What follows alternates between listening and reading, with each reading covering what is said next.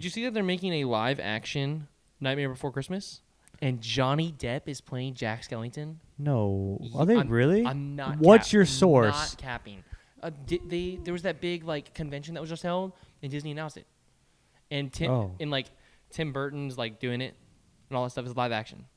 I'm actually like live action Disney right now has actually been really big disappointing. However, really hard for it to be bad because Johnny Depp is literally playing Jack Skellington. Well, yeah. What?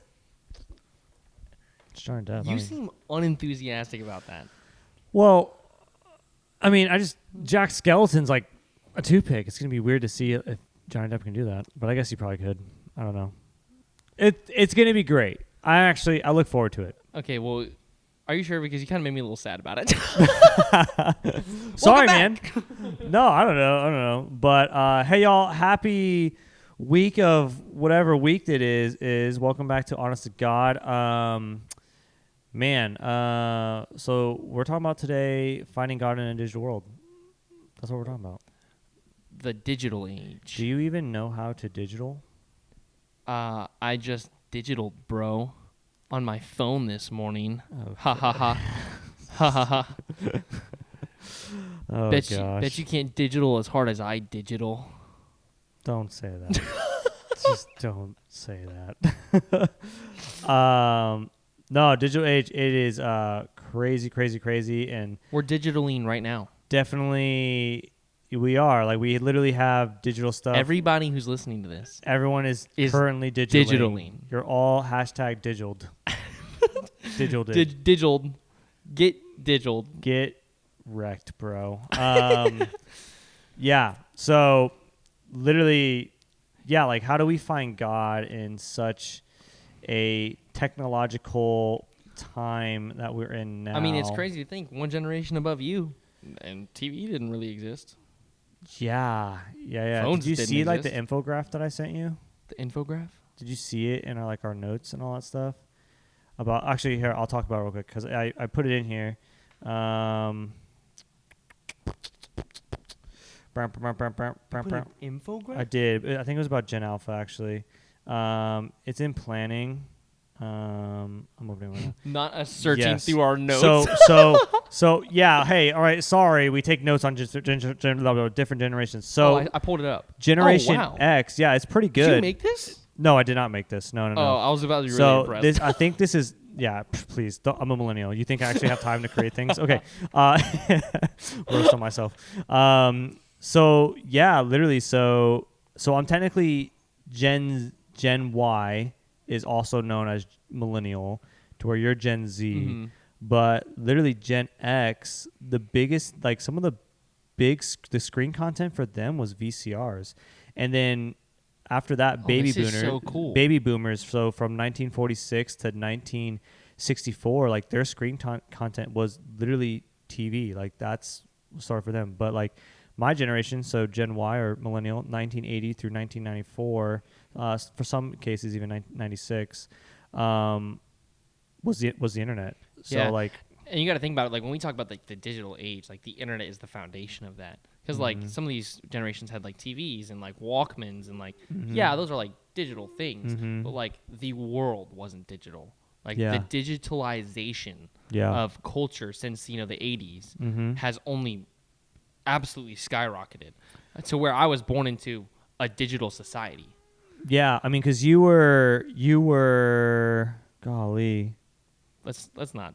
Yeah, we don't. But like for me, I was like negative 20 years old or something like that. For me, like I graduated in 2010, right? Yeah. And the technology that was incoming was iPads. Yeah. For the first time, and technology that was going out was MySpace. And I graduated in 2022, which was 2 years ago.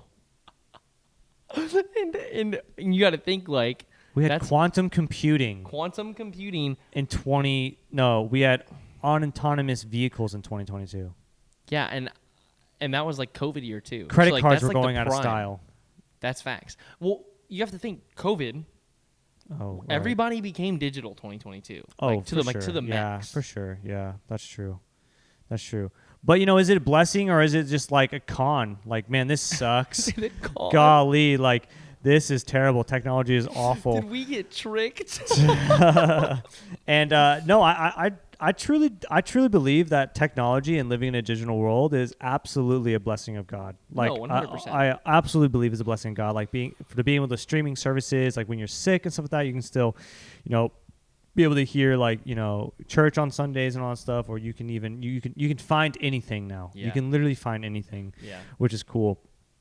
But there could also be some dangers to digital as well. I mean, we think about it, like we have like our smartphones and all that stuff, and it can also create different types of habits as well, to where we find ourselves now more than anything in generations more distracted than ever before. So being able to find the balance between the two, how do we do that? That's really good.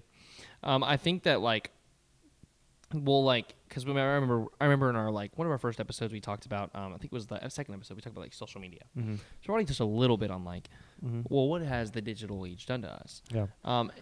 And you're right, it's a blessing from God. I think it's brought a lot of blessings, but I think with this, the same amount of blessings it's brought, I think it's also brought the same amount of curses. Sure. I think while it has simultaneously made things way easier, way better, the from a medical standpoint, it has brought way too many benefits to us. But also the severity of the curses it has brought, I think just as equal.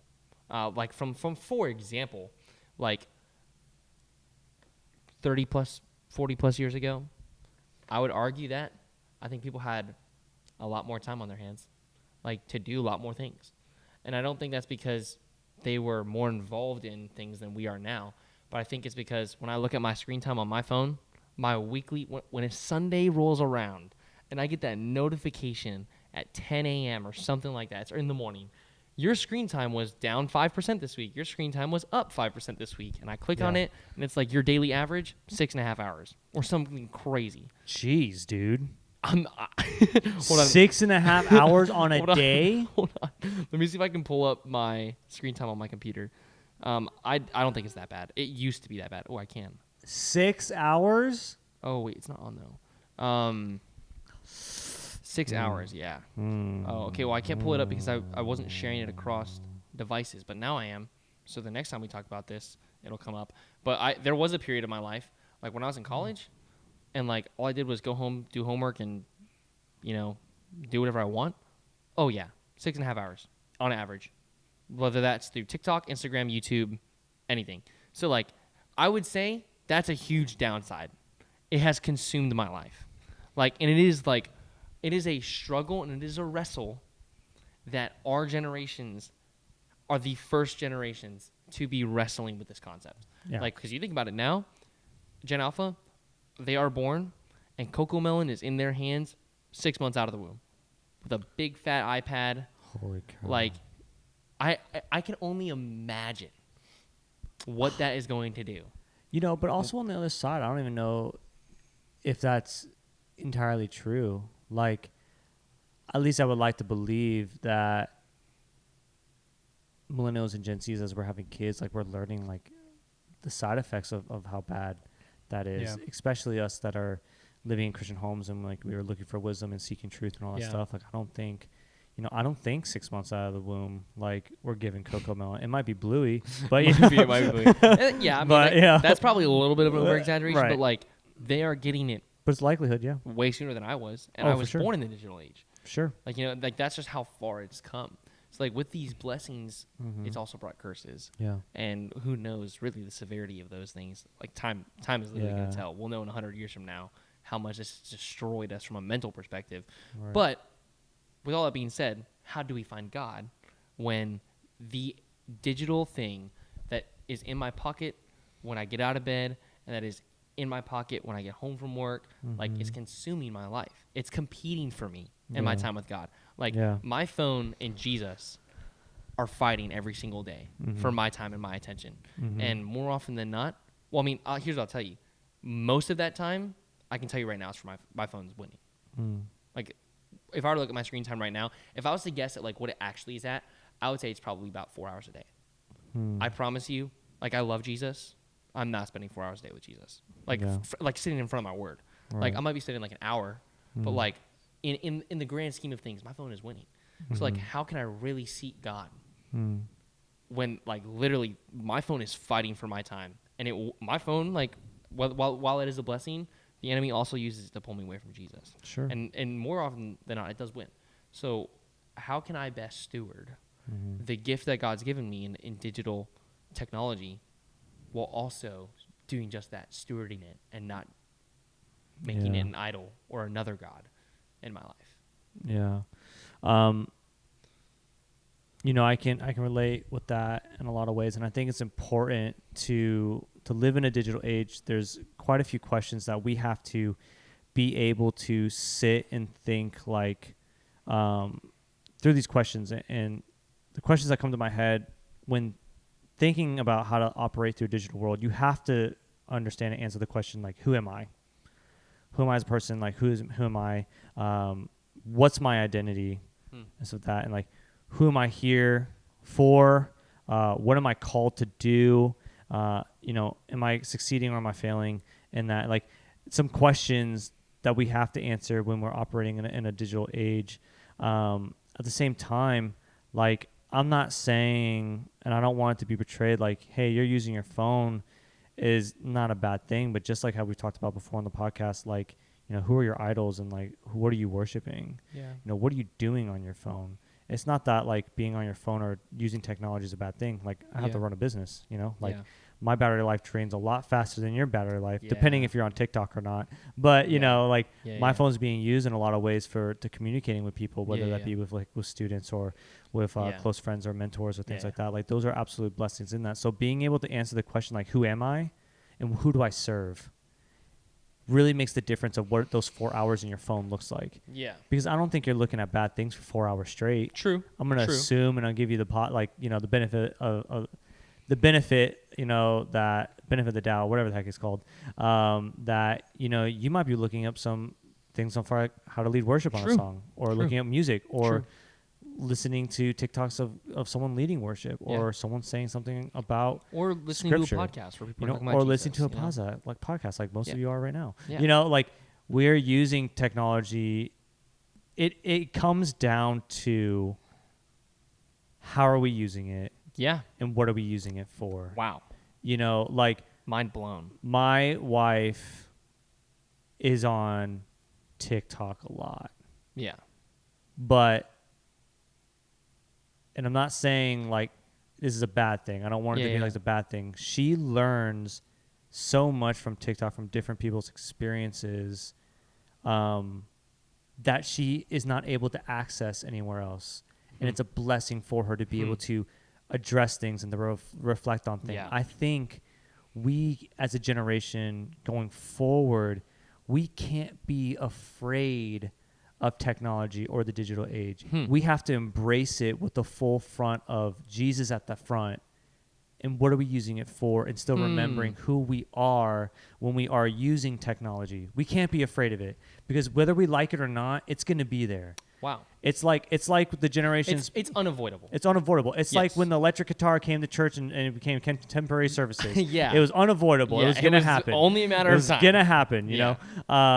But we all seem like to sense that for good or bad, our smartphones are changing us, or they're changing our habits and they change our relationships. But it's only creating a change, whether it's negative or if it's positive, depending on where we identify as a person in life. If we identify as someone who's just like really no purpose or anything like that, then maybe there's no purpose on what you're doing with your technology on the day to day. But if you are believing like, oh man, like, no, like I serve the Lord, I love the Lord, and I need to grow. So then I'm going to be attracted to things to grow. Like, I listen to podcasts for growth in business leadership, in Christian lifestyle, how to be a better husband, how to be a better friend, you know, things like that. I like what you said. It comes down to breaking down. And you're right. Those 4 hours. Fill my water? Sorry. I did before the podcast. You're welcome. Drink water. H2O. Sorry. So like, no, I agree. It's like, it comes down to like the management of that time. Because like, you're right. That 4 hours that I probably use on my phone, I would say probably like, a good hour and a half to 2 hours of it is used for productive things, is used for things that are good. And that is true. Like there are things that are unavoidable that I have to use my phone for, like giving my mom a phone call, texting, figuring out what I'm doing for the week with whether it's something at church or whatever. Like there are those unavoidable things. Right. And ultimately those unavoidable things are beneficial. Right. Like I love those things. One of the things that you said though is like, okay, well, like, but what am I using this digital thing for? Right. I think that was profound. I think it goes really well with a verse that I had written down. Oh my gosh! What? Wow. What you got? So really coincidence, because like I feel like you honestly kind of like said exactly what this verse says in your own words. It's Ephesians 5:16-17. I'm gonna read it from my word. It says making the most of the time. Oh, sorry. Pay careful attention then to how you live, not as unwise people, but as wise, making the most of the time, because the days are evil. So don't be foolish, but understand what the Lord's will is. So like the translation that I had written down was like, be careful how you live. And that word live and that word careful in another translation is translated to the word make the most of your time. And like that word in itself in Hebrew, like literally is like, be wise about where you are spending yourself. Right. Is like that idea. And so like when you're talking about, okay, but what are you using that 4 hours for? I'm like, oh, I need to be wise about where I'm spending myself. Like there's a, oh, be careful how I live. I have been given this great tool that does good and evil. And how I spend my time with it is going to either do two things. It's going to either grow my relationship with Jesus, grow my relationship with the people around me, or it's going to take time away from the relationship that I could be growing with Jesus. I think that's really wise. And what you said, I think it's exactly what the scripture says. Like, make the most of the time, because the days themselves are evil. Like the world is bent towards evil because that's what happened when the fall happened. So how do I bend myself towards good? By making the most of my time for God. Really great, Ricky. I love that a lot. Yeah, I just want to read like what the NLT says from it. It says like, make the most of every opportunity in these evil days. Don't act thoughtlessly, but understand what the Lord wants you to do. Technology, and because of the advancement of technology and just the digital age, we have such a advantage now than when I was a student in 2004 in 1998. Yeah. Where in my time we were getting the rainbow colored Mac desktops, that were in the computer rooms and stuff like that. The Macintosh, yeah. We have grown so much as a civilization when it comes to information. We can access so much. Yeah. To where like, how are you spending your time? Are you spending your time in the digital age to equip so then you can then establish and empower? Then that's amazing. That's awesome. Yeah. Like, way to use the resources that you have to build and to enhance and make the kingdom known. But yeah, it can come with distractions as well. And that's why it's so important that we don't forget, who are you? Yeah. When you're looking at this stuff, even if it's not even digital technology, if it's like in your relationships, you can ask these questions. Who are you? That's good. Like, why are you in this situation? What are you doing with this time right now? This time is precious, and it's the biggest resource that we will never get back, right? Yeah. So what are we doing? Yeah. Why are we doing it? Yeah. What makes you keep taking a step forward? What stops you from taking a step forward? Yeah. Who are you? Yeah. I think I love tech. Like, yeah, I love it. I do too. Like, if it wasn't for like technology, I mean, I don't know where it'd be at. If it wasn't for technology, I wouldn't have my wife. Most of our dates and most of our time talking and connecting with each other was over Skype. Oh, really? Yeah, literally over Skype. Oh. That would be how we talk, because we lived at least an hour away from each other. Oh, really? So like, it was a little bit of long distance relationship, and like, if I didn't have that, then I wouldn't have the awesome, God-fearing, woman in my life that I have now. So I'm very thankful for tech, and I'm very thankful for the digital age. But I definitely am aware of the allurement and the temptation of wasting time on platforms when they could also be a resource for growth. That's huge. And you have to be able to acknowledge and be able to separate it. Like, what am I using this for, and how am I using it? So yeah, it's always a double-edged sword. Like it always has the opportunity to, you know, grow you and hurt you. Yeah. And just like it's the wisdom that gets you through. It's the you know, it's knowing that it's a double-edged sword and taking the consideration of that every time you're on it. Because like, you know, like I said, like, dude, there was a point in my life where my screen time was at like 6.5 hours, and I promise you, not a lot of that was beneficial. It was YouTube, TikTok. I'm just gonna, you know, and for that time in my life, like, I definitely could have. I wish I wasn't doing those things, but like, you know, like, I've grown now. It's hard to grow in the moment, but like, I've obviously grown now. I don't spend that much time on it. Like, it's definitely down, and I think that's huge. I also use my phone for more beneficial things. Yeah. So there's opportunities to grow with it, but like, it's almost like the realization of, okay, this has the power to both heal and hurt me. Right. So just walking into it knowing that, like, it's like I cannot remember the quote, but it's like it was like, you're offered a pill. This pill will heal. Like, it will make you immune and heal any disease that you have, and you will never, ever, ever, ever get sick again. Yeah.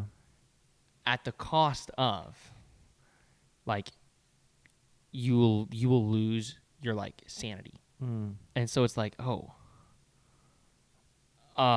like, and like, I'm like, oh, okay. Do I want to take this? With social media, it's almost like, okay, well, doesn't have to be I can grow and get hurt from it. It can be just I grow from it. I get hurt from it. It doesn't have to be both if you don't allow it to be both. And that's where self-control comes in. Being wise, managing your time well on the platform, I think really comes into play. And also with that too, like, there's living in a digital age. I think at times it can create this ability to where, like, we can't sit in silence as well. Yeah. Like, it feels weird if we're sitting in silence, or like that there's not some kind of noise happening or something like that. And like, don't be afraid of being in the silence. Like, I was driving to the gym today, cause I coach at a gym as well and stuff like that. And on my way there, a lot of times, like 4 o'clock in the morning, there is no noise. No one's usually awake at 4 o'clock in the morning. If you're awake at 4 o'clock in the morning, kudos. Me too. Yeah, for real. You know, but when driving to the gym, to open up the gym for the first, like, morning classes and stuff like that, like, a lot of times I don't have any kind of music on, like, nothing.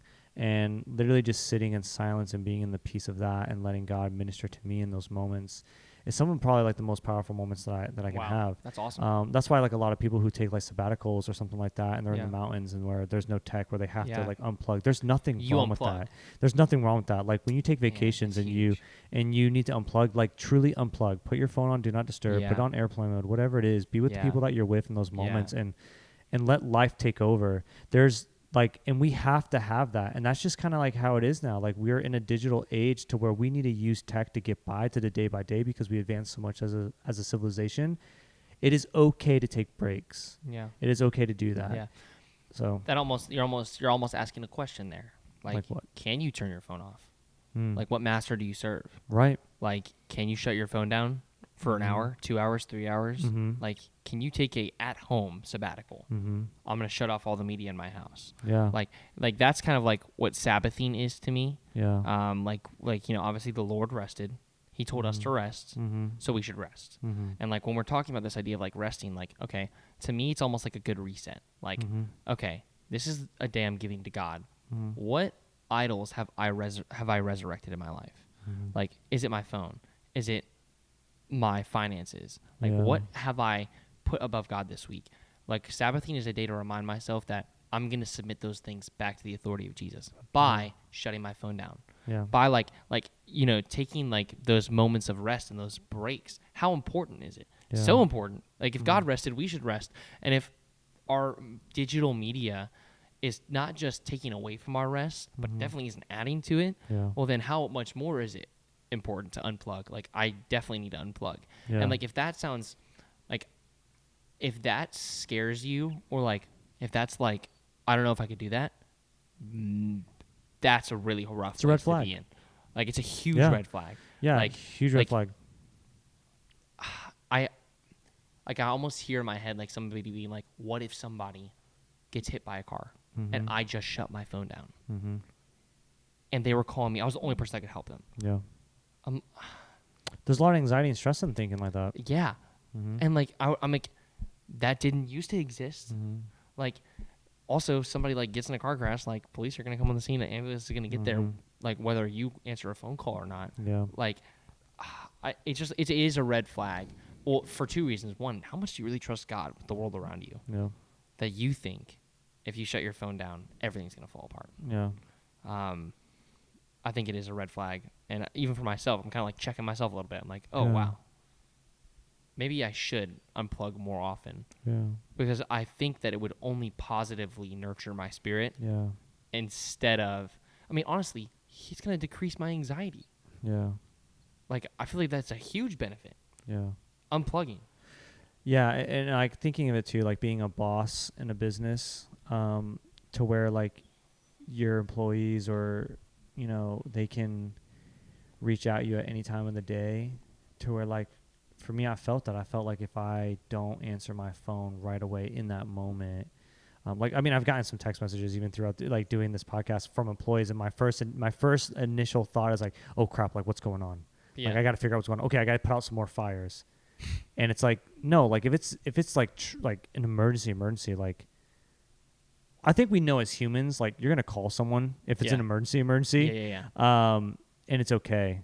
Yeah. Like I realize even like wearing like smartwatches and all that stuff like that, like it can trigger anxieties in me to where it's like, oh, I got to answer this stuff now, and it's like, no, I don't have to. Like it's okay to set boundaries, to set realistic boundaries, like in the digital age of like what's okay and what's not okay.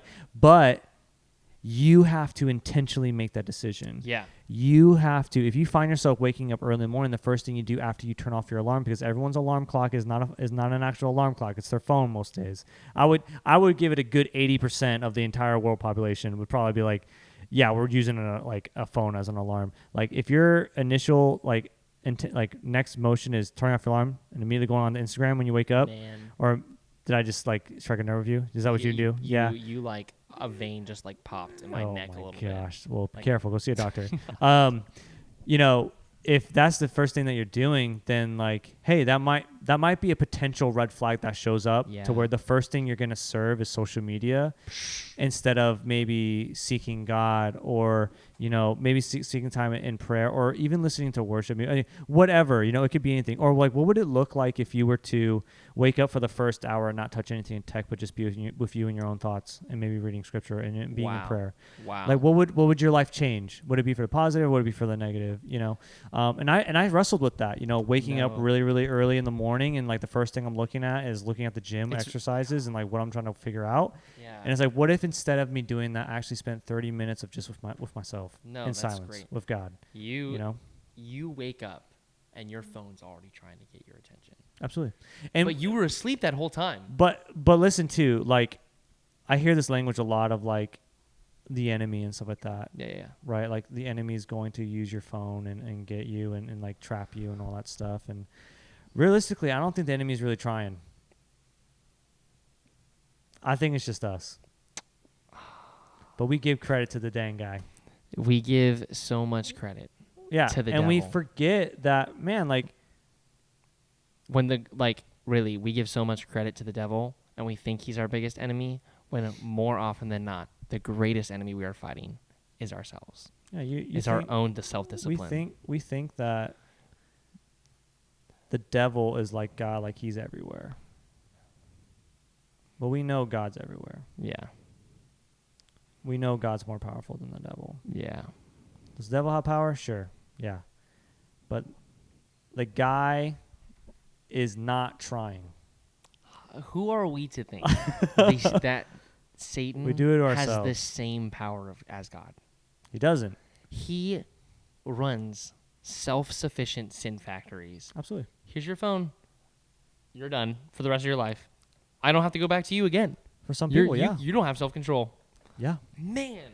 And we give all the credit to the devil when he's over there like, oh, you're crediting me for this? Thanks, thank dude. you. You're the one who put yourself in this hole. Thanks, bro. You just...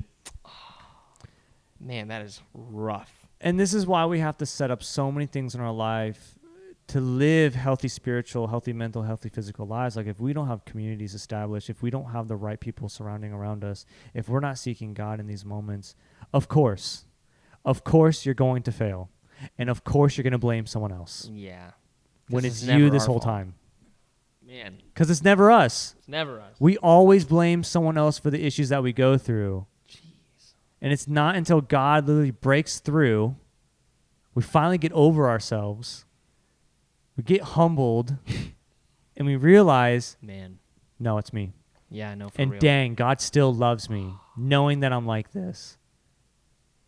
That's, jeez, that's heavy. Wow, there's a huge tension there. I mean, honestly, like, ridiculous. That's just like, that's huge. It's the boundaries that we set can free us from ourselves, because it's us that are putting us in these boxes. Like, it's me who's choosing to spend 4 to 6 hours on my phone. Like, it's me who's choosing to not shut my phone down when at 3 a.m. in the morning my mom's heart could stop. Like, you know, like, and but if I'm asleep anyways. Like, there's most of my 50% of my 24-hour day is spent literally myself shut down. Yeah. Like, you can't get to me until I arise. Like, you know, literally. Like, literally. What are you going to do? So, like, just knowing that makes me like, oh, wow, I really need to set my boundaries with my phone. And not only that, I need to take breaks from it. I need to take rest from it. I need to Sabbath. I need a sabbatical from it. Yeah. I need to unplug. Because unplugging is going to give me control. It's going to lead me to a healthier mental place. And it's only going to continue to benefit my life if I have the self-discipline to basically beat myself. Like, I would hope that the Michael that's motivated to build the kingdom of God can beat the Michael that wants to sit and watch YouTube all day on his phone. I feel like that the motivation that is built on a biblical foundation should trump the devil every single time. And trump your own self, your secondary self that wants to live with the world. So that's huge. And thank you for that bomb drop. Right? No, what in the world? Yeah, you know, but you know, it reminds me of a sermon I preached way back in the day when I was in full-time ministry. I titled a sermon, and it was called "We're So Connected That We're Disconnected." And it really is deciding on the factor of the intentionality of our time. We're only disconnected because we intentionally choose to be disconnected. Yeah. Technology is not a bad thing. Nope. I'm not saying being on your phone for 4 hours a day is a bad thing. But what could be bad is what you are using that time for. Yeah. And what is that you're looking at. Yeah. Is it growing or is it not? And there's nothing wrong with entertainment. Yeah. You know, we have these things that there's pleasures of the world that are good. There's nothing wrong with having fun. Like, but again, using wisdom, what are we doing? Does this change who you are when you're spending this time in this? And does it change who you are from what God says who you are? Some things to chew on, some things to think over. For real. That's huge. So huge. And I think that's a good place for us to really stop at it. Nope, you know? I agree. And I think that listening to this podcast is a beneficial thing. Like, you know, if you were listening to this, however, like 30 plus minute, whatever episode, like, this is not something that you have to fight yourself on. In fact, you're using your time in a great way. Yeah. When you're on your device, at least. Like, this is wise use of your time, I feel like. Yeah. Wanting to seek out biblical counsel, listen to people with biblical perspectives. So keep doing that. Like, great job to all of you who are taking the time to, like, listen to something like this, and probably other things like this. Yeah. Like, you guys probably do a way better job managing your digital time than I do. I'm going to shout out another podcast just because they're awesome, and it's a news podcast, but it's based on, like, centering, like, Christ in the middle of those things, and they don't even know who the heck we are. They probably don't even know who the heck we are. Like, we're just some average Joes, right? But, like, it's called The Pour Over, and I literally found out about it through someone in the gym. I can't remember what, but like Monday, Wednesday, Friday, they drop some like new stuff, and then they act like they give you scripture and like. And it's how long is an episode? They're like 8 minutes, like if that. Like Huge. sometimes, like, when like I'm getting to work, like that's the first thing I listen to. I literally get I get my news that like maybe that's like dramatic or whatever that's important, but then where do we find Christ in the middle of all that? Yeah. It's always centered towards Christ and that. Huge. And and that's awesome. And there's some more biblical media to wisely use your time. Yeah, Bible Project. I mean, golly, the Gospel Coalition. There's so many different things. Like there's every nation's podcast that they have. They have so many resources. Us. Don't go listen to those and never listen to us again. No, praise God. Like wherever you have to go to listen and to see Jesus better. That's great. Awesome. But it's great. That's all we got. We'll see you guys next time. I think I'm going to go get a burrito. I don't know where. I'm not going to go get a burrito, but you have fun with that. I will. See you next time, folks. Toodles. Toodles.